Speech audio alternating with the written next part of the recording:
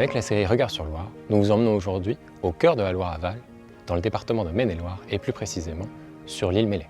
Cette île, depuis de nombreuses années, a été le théâtre de plusieurs interventions multipartenariales dans le but de la restauration des milieux fluviaux adjacents et de la préservation de ses propres milieux naturels. Au cours de cette vidéo, nous vous présenterons l'ensemble de ces différents projets qui sont associés à cet écosystème bien particulier. Cette série de vidéos, elle vous est présentée par le Centre de ressources Loire Nature. Ce centre de ressources, porté par la Fédération des conservateurs d'espaces naturels, a notamment pour objectif la mutualisation des connaissances, la diffusion de l'information et l'animation de plusieurs réseaux d'acteurs à l'échelle du bassin de la Loire. Le Centre de ressources Loire Nature s'inscrit dans le 5e volet d'un plan d'aménagement global à l'échelle du bassin, le plan Loire Grandeur Nature. Ce plan il vise notamment à concilier la prévention des risques d'inondation, le développement durable de l'économie, ainsi que la préservation des milieux naturels. Ce dernier axe est financé par deux acteurs majeurs, l'Agence de l'eau Loire-Bretagne ainsi que l'Union européenne au travers du Fonds FEDER-Loire.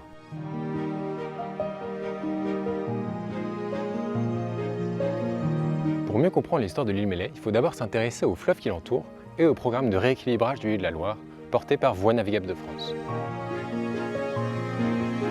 Dès la fin du XIXe siècle, d'importants aménagements ont été entrepris afin de chenaliser la Loire et faciliter sa navigation. Ces aménagements ont fortement impacté la morphologie du fleuve et son fonctionnement.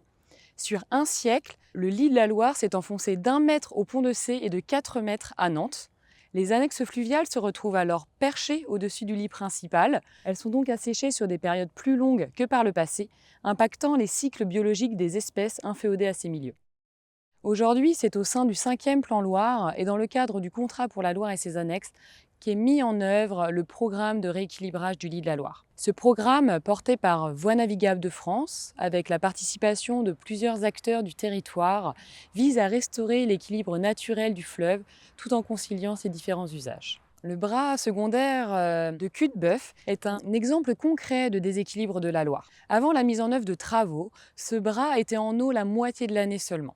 C'est pourquoi, en 2002, dans le cadre d'une opération expérimentale, 2 seuils à échancrure ont été mis en place à l'entrée du bras principal, dans le but de relever la ligne d'eau d'étiage à l'amont de l'île Mellay et ainsi d'améliorer l'alimentation en eau du bras de Cul de Bœuf. En 2021 et en 2022, c'est dans le cadre du programme de rééquilibrage que les épis à l'amont de l'île Mellay ont été raccourcis et supprimés afin de conserver cet effet bénéfique de reconnexion hydraulique du bras de Cul de Bœuf observé grâce aux seuils expérimentaux.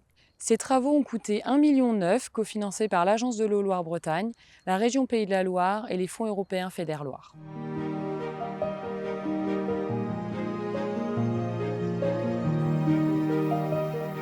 Après la fin des travaux sur ce secteur, un nouveau projet a été mis en place sur l'île Mellay, l'acquisition d'une majorité de sa surface par 2 associations environnementales, la Ligue pour la protection des oiseaux Loire-Atlantique ainsi que le Conservatoire d'espaces naturels Pays de la Loire.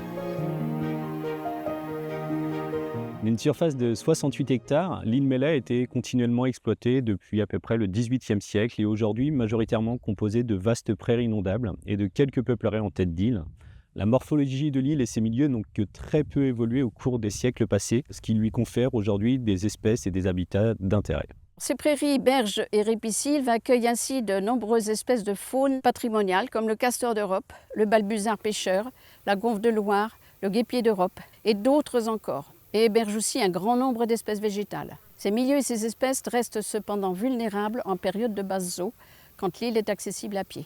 C'est dans ce contexte de richesse mais aussi de vulnérabilité des écosystèmes que l'acquisition de parcelles par une association environnementale rentre en jeu.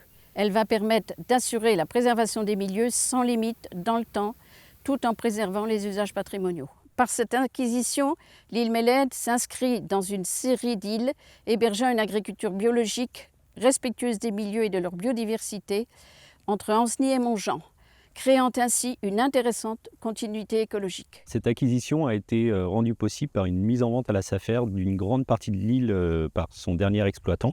Donc, le Conservatoire d'espaces naturels des Pays de la Loire et la LPO Loire-Atlantique se sont alors positionnés pour l'acquisition de 51 hectares de prairies inondables en lien avec 3 éleveurs soucieux de mettre en valeur cette île.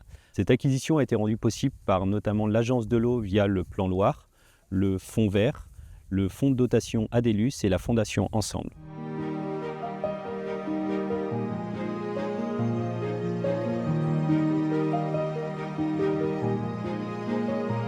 L'objectif de la gestion des milieux est d'assurer à long terme la préservation des espaces naturels de l'île, en s'appuyant sur des pratiques agricoles favorables à la biodiversité. Celles-ci permettront notamment de maintenir la richesse des prairies inondables grâce au pâturage.